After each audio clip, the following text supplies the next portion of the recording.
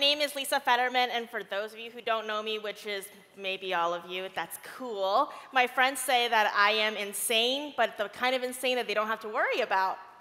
So we're going to have a, yes, holla, thank you. You too, I feel you. How many people here know what Sous Vide is? All right, fantastic. Okay, so I invented the home Sous Vide immersion circulator. Yes, I really did that. Actually, I was at a cocktail party recently, and I was like, oh yeah, I invented the home Sous Vide immersion circulator, and the person next to me was like, yeah, and I invented Post-it notes. I was like, okay, thank you. Now Sous Vide is everywhere. I used to work under the most elite chefs in the world. I worked under Mario Batali in New York, also Jean-Georges, and I was the founding team of Sous in San Francisco, which has 3 Michelin stars. Everywhere that I went, well, a lot of you guys speak French. This is great. So everywhere that I went, did a thing called a stage. I was a stagiaire at times. And I saw this huge hulking piece of laboratory equipment.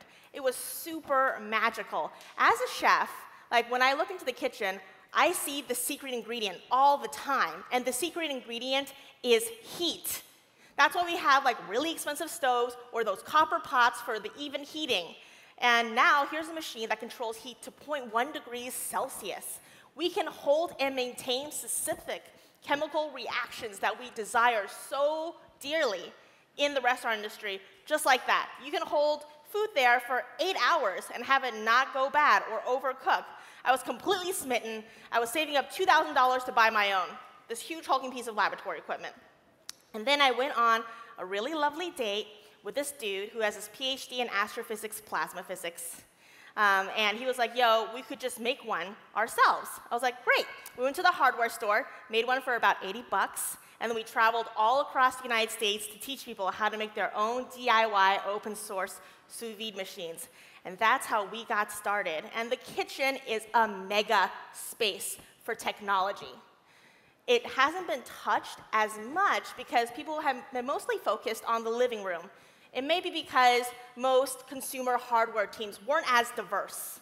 They focused on the living room. They didn't see the hidden economy, the hidden structures of the kitchen. But the kitchen has always craved technology.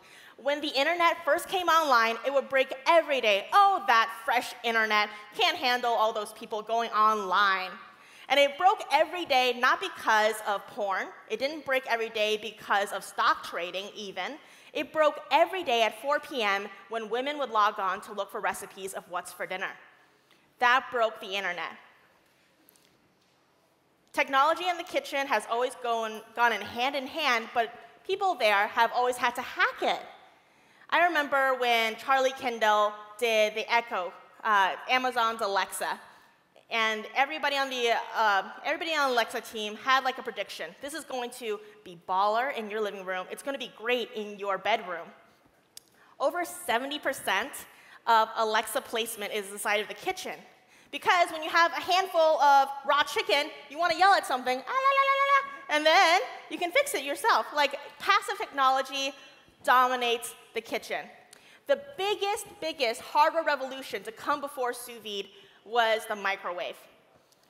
I mean, sous vide is still not close, but it is gaining the same momentum. When the microwave first came out, they couldn't even get the employees who made the microwave to buy it. They're like, here, it's really discounted, 60% off. Take it home, take it home, take it home. And they're like, well, what do I do with it? They're like, here's what you do. Take an entire chicken, raw chicken, stuff it with vegetables, put it inside the microwave for 2 hours. Yeah! And everybody who did that was like, this is disgusting. We've created a monster. It wasn't until the advent of the late 1960s, early 1970s when the microwave took off, and there was a confluence of 2 things. One, the ecosystem for the microwave became apparent. There was microwave meals, those dinners, those plates, and then containers that were safe to go inside the microwave with the food. And around the same time was when people in America and Canada started becoming part of dual-income households, which meant that women went to work. But when we came home, we were still expected to cook, child rear, clean. It was completely effed. I'm glad things are so different now. Yes, I mean, tongue-in-cheek, clapping, yes, they are a little different. It's different in my household, but not that different overall. I mean, when I travel, I have 2 kids. People still ask me, where are your kids? I'm like, oh my God, I don't know. FaceTime. Yes, so I'm still expected to be the one who takes care of the children. Nobody asked my husband, who's my co-founder and CTO and baby daddy, where are your kids, when he says he has kids. But every time I say I have kids, people are like, yo, what up? Your kids, are they dead? Okay, holla. Microwave adoption went through the roof because it helped so many people get dinner on the table. You can see that large, thick black line. It dominated over the computer, the cell phone, and the internet. Yeah. Who was the Steve Jobs of the microwave? We'll never know. But you'll know who's the Lisa Fetterman of the Sous Vide.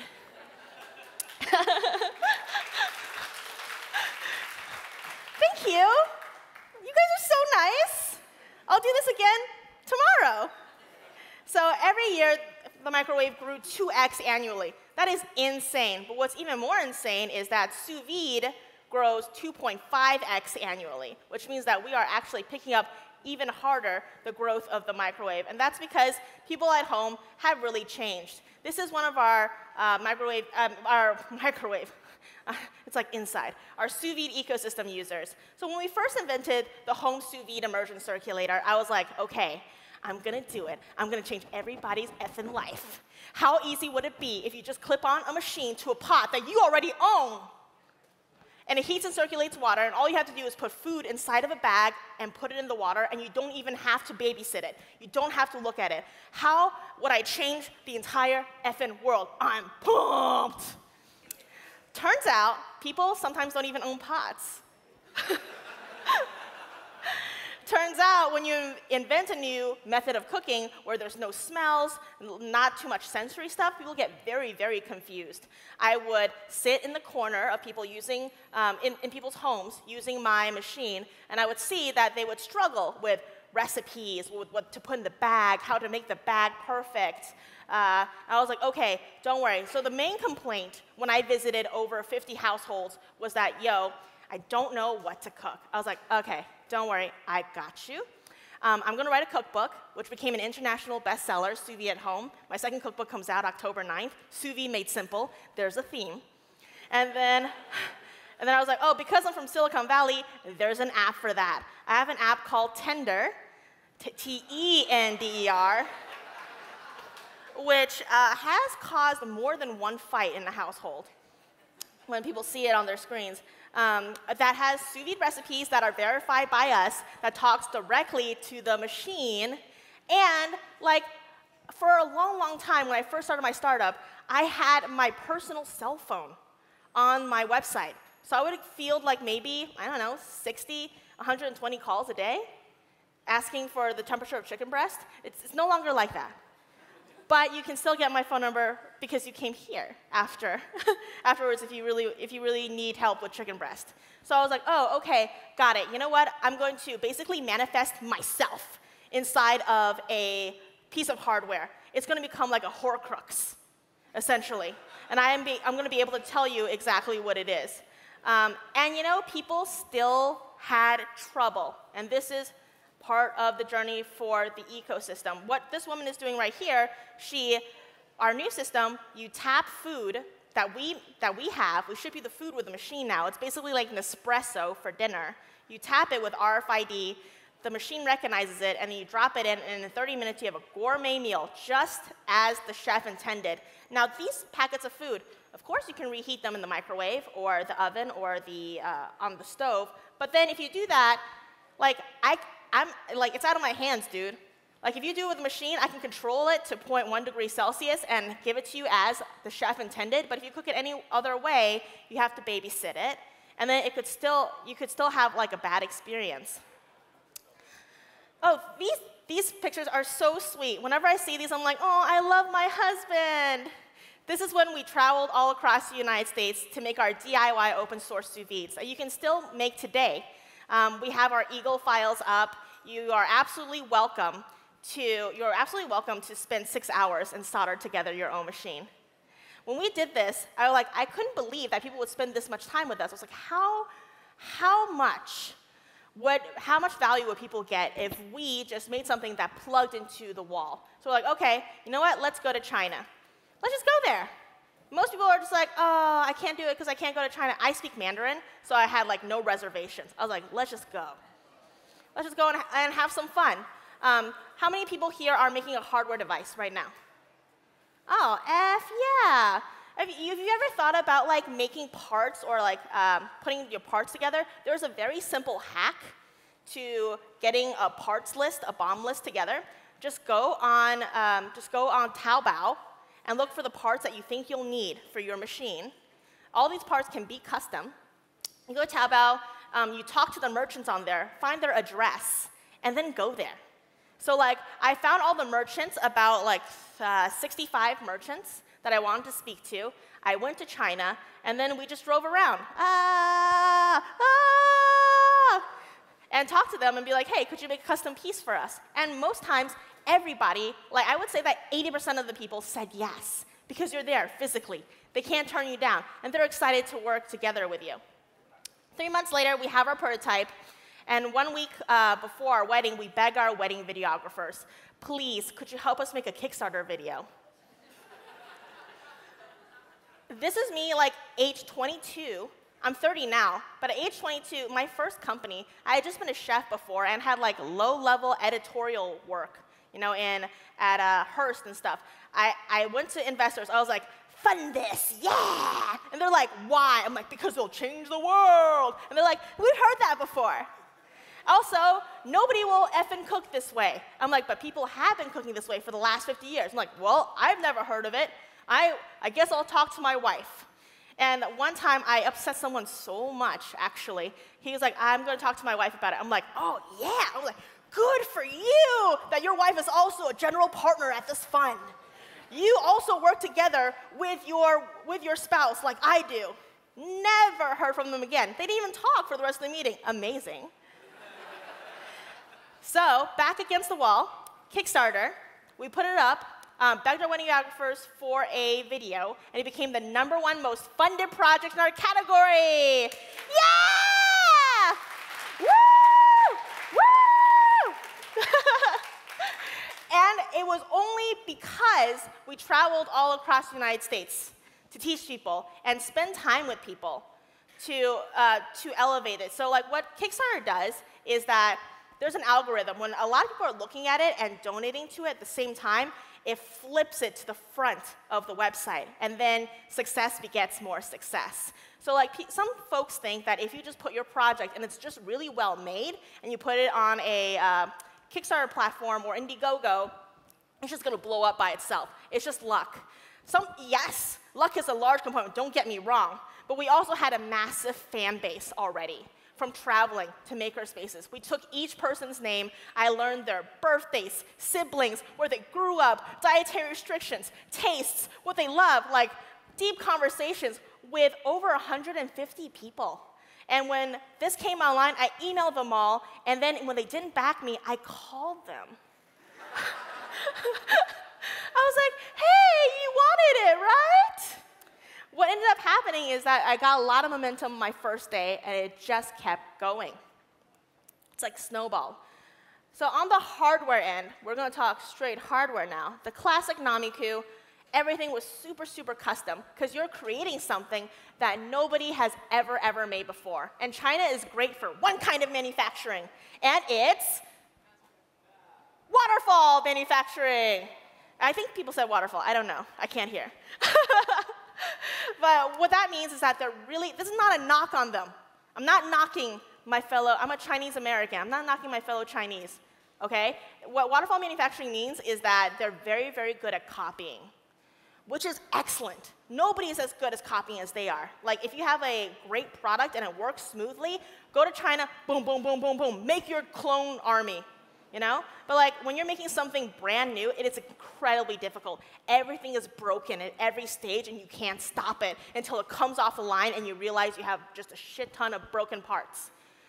and then you have to break them apart. Sometimes when you make a new product, everything is glued. And you just have to scrap things. It is completely wasteful and crazy. I lived next to my factory for 2 years, understanding how to manufacture from the ground up. They thought it was cute, actually. The people who owned the factory, they're like, oh, that's so adorable. Here's a key. I would turn on the lights, clean up everything, train the new people that came on. And in the middle of the second year doing this, I was like, hey, what the F am I doing? I could be doing this in America.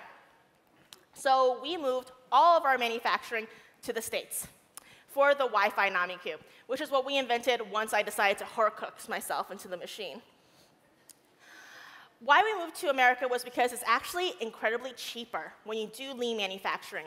Lean manufacturing means that at any station where it's PCB or crimping or whatever, if it's broken, we can stop that particular part of the line and not stop anywhere else in the line. So everybody else can be cranking away, and I can fix one specific problem. It's kind of like Matrix bullet time, when you can see the bullets.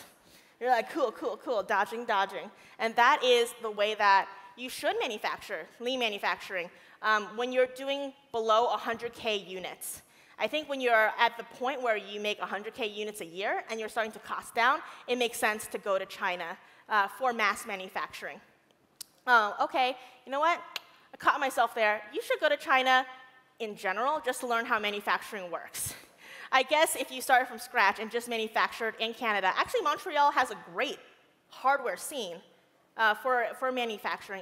It's quite cheap, much, much cheaper than San Francisco, which is where I am, like the most expensive city in the world. I was like, oh, I'll just send up a manufacturing plant here, MBD. Yeah, maybe I'll move here, actually. I was touring around. I was like, this is nice. Hey, yo, everybody that clapped, I'm going to meet you afterwards and call you. You better be careful. Yes, so this is the Wi-Fi Nomiku. We reduced the parts significantly. We had a lot of learnings. Our first machine was over 100 parts.